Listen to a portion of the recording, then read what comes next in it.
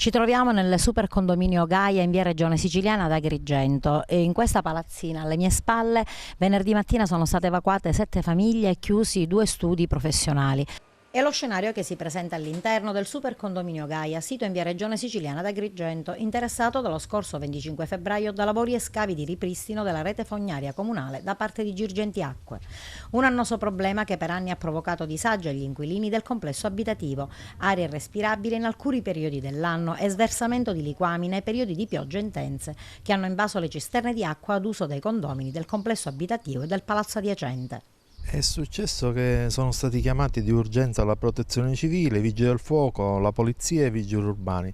Sono arrivati tutti, però ancora oggi da venerdì siamo senza gas e senza luce. Io non riesco a capire come mai l'amministrazione comunale, la prefettura, gli enti preposti non vi è nessun segno di nessuno. Si è saputo solamente che 6 anni fa si sono fatte queste case qua in via Regione Siciliana e la fognatura doveva passare dall'esterno, non in una strada privata.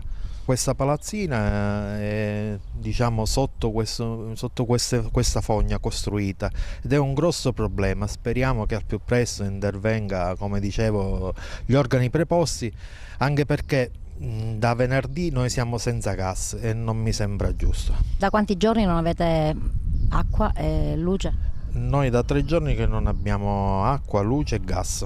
I lavori procedono alacremente notte e giorno per risolvere il problema. Gli interventi in corso riguardano il rifacimento del collettore fognario comunale che insiste all'interno di una proprietà privata su cui è stata costruita un'unità immobiliare facente parte del complesso residenziale, spiegano da Girgenti Acque. La causa della fuoriuscita di liquame è riferibile, continuano ancora, non solo al peso della struttura che insiste sul collettore, ma al percorso variato senza dovuta comunicazione rispetto al progetto originario. Alla conduttura interessata affluiscono gli scarichi di via Madonna delle Rocche, parte del quadrivio Spinasanta e di via Regione Siciliana per un ammontare di circa 2000 abitanti. Inoltre precisano dall'azienda che la stessa conduttura raccoglie spiegabilmente acque bianche e nere. Sentita Girgenti Acque hanno garantito che fra 15 giorni i lavori saranno completati, ma voi che cosa chiedete al Comune? Noi chiediamo al Comune che questa fogna esca dalla strada privata di via Regione Siciliana, dal condominio Super Gaia, urgentemente.